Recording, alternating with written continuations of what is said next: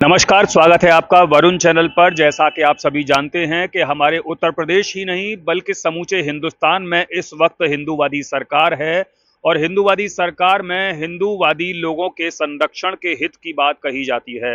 लेकिन आज अलीगढ़ जनपद के एक स्थान पर हम मौजूद हैं जहां पर कुछ हिंदू परिवार हैं जो कि वास्तव में अपने अस्तित्व के लिए संघर्ष कर रहे हैं।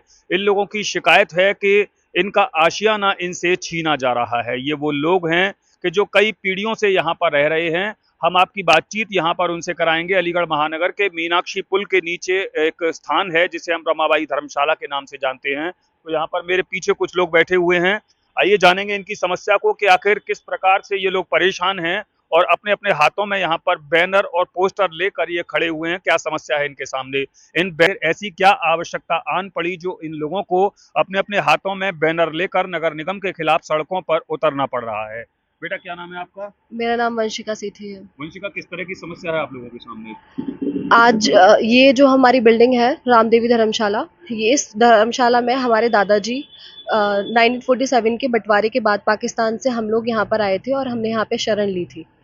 ये जो बिल्डिंग थी उस दौरान यहाँ पर कुछ कमरे थे जो भी कि ईंटों के बने हुए थे। हमने सारी फैसिलिटीज़ खुद के द्वारा की। यहाँ पे पानी पीने के लिए नहीं था।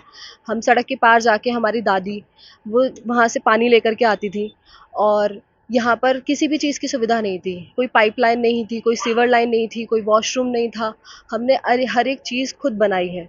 यहाँ पे हमने हर एक चीज़ सीमेंटेड बनाई है, अपना घर पूरा तरीके से तैयार किया है। आज जब इतना डेवलपमेंट हो रहा है यहाँ पर, तो लोग जो भूमाफिया है और हमारे नगर आयुक्त के द्वारा भी यहाँ पर एक गलत रिपोर्ट दायर करी गई थी जिसमें ये दिखाया गया था कि ये जो हमारी बिल्डिंग है वो ध्वस्त होने वाली है क्योंकि ये जर्जर है। आप देख सकते हैं यहाँ पर कोई भी ऐसा घर नहीं है जो जर्जर है और ये जिसकी वजह से बिल्डिंग ध्वस्त हो जाएगी।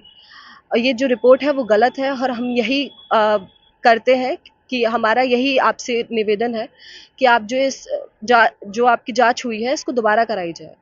अच्छा, इस समस्या को लेकर के आपने अपनी शिकायत, आइए जानेंगे कि आखिर कहाँ कहाँ इन लोगों ने अपनी समस्या की शिकायत की।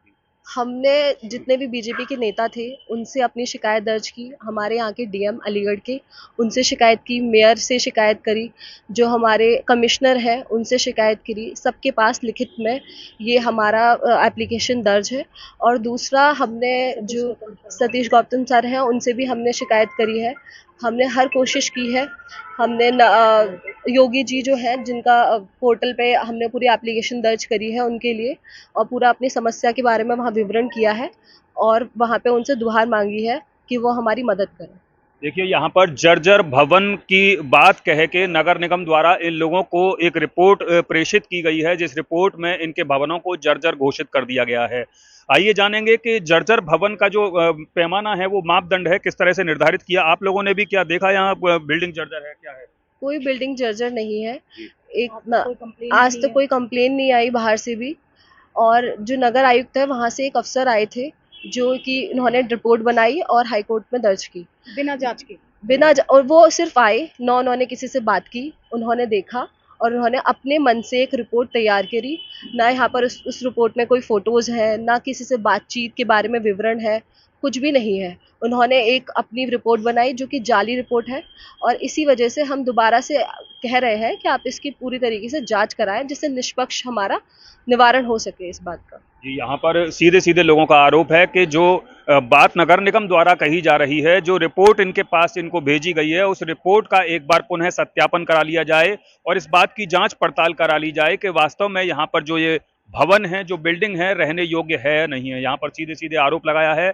लेकिन अब एक और महत्वपूर्ण सवाल हमारा यहाँ पर उठता है कि ये लोग यहाँ पर एक आंदोलन की मुद्रा में यहाँ पर मौजूद हैं, धरने पर बैठे हुए हैं। आज मीडिया से इन लोगों ने बातचीत भी की।